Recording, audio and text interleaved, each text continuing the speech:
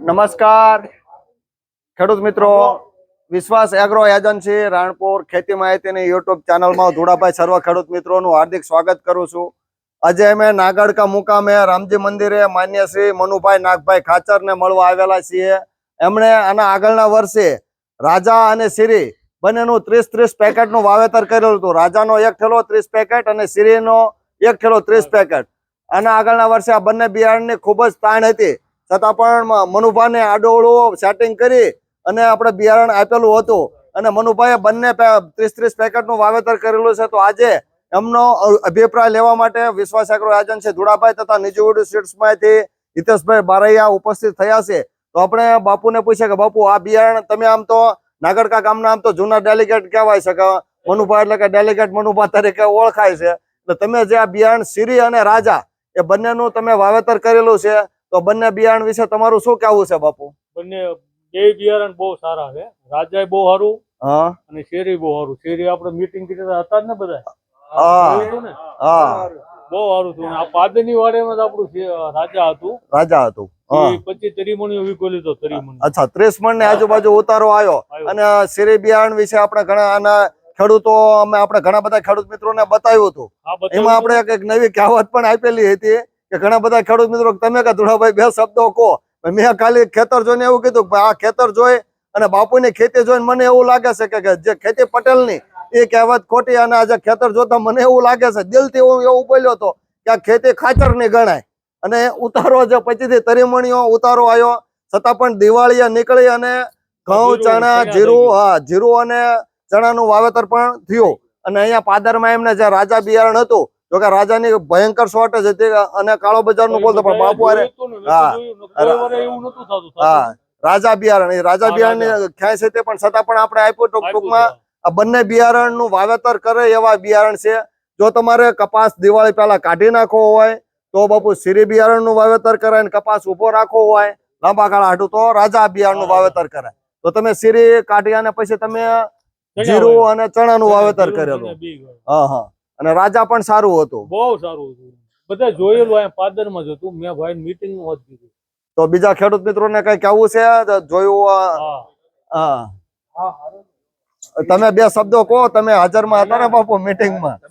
બહુ સારું થાય છે ને. એવું નહીં કે મનુભાઈને એમનું પોતાનું હતું કે તમે પણ જોયેલું હતું, તો એ વાવેતર કર્યા જેવું ખરું, બરોબર?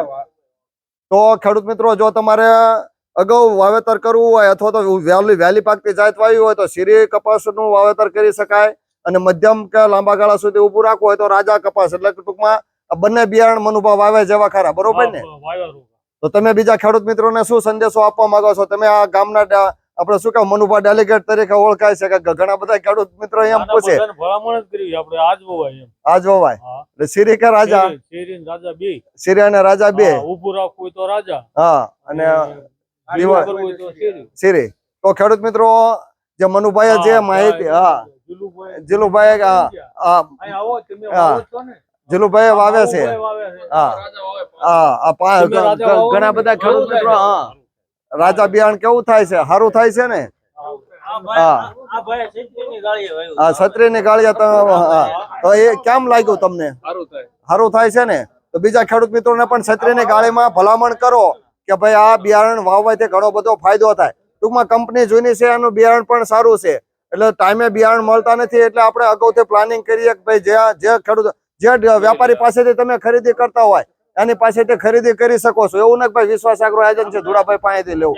ઘણા બધા 4 વીઘાનું.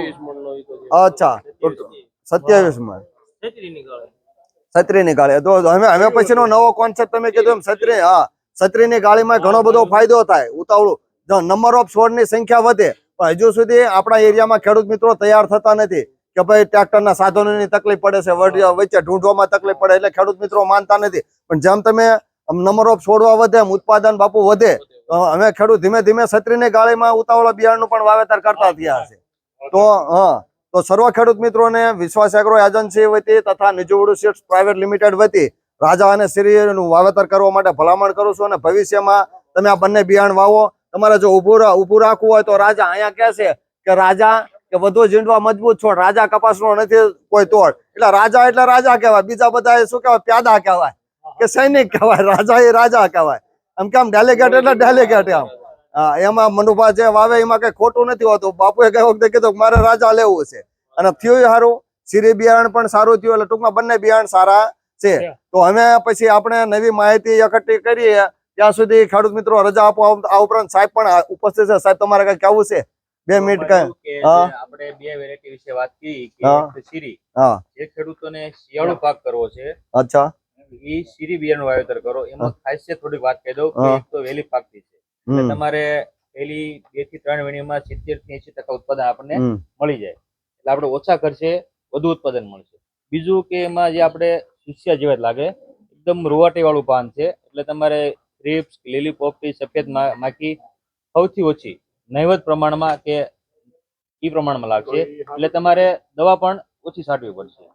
બીજું આપણે ખેડૂતોને હોય કે વિનાટ કેવું હોય કે સારું, એનું વિનાટ એક સારામાં સારું વિનાટ છે, અને રૂનો ઉતારો 39% લગી રૂનો ઉતારો છે, એટલે તમને બીજા કરતા બજાર ભાવ સારો મળશે. એટલે આપણે એક તો જીવાત ઓછી લાગશે, વહેલી પાકતી છે, બજાર ભાવ સારા મળે, વિનાટ સારું. જો બધા ગુણ એક વેરાયટી હોય તો આપણે શીરી વેરાયટી કરાય કે ન કરાય?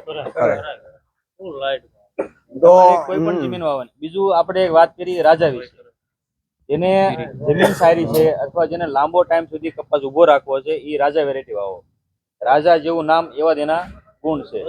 તમને વજન સારો પૂરશે, એક સરખું એક સમાન થડથી ટોચ સુધી ઝીંડવું આવશે, અને જેની ફળાવ ડાળી આવે, જે ઝીંડવાળી ડાળી આવે, એ વધુ પ્રમાણમાં લાંબી અને ટૂંકી ગળી આવશે. આ એનો પ્લસ પોઈન્ટ છે.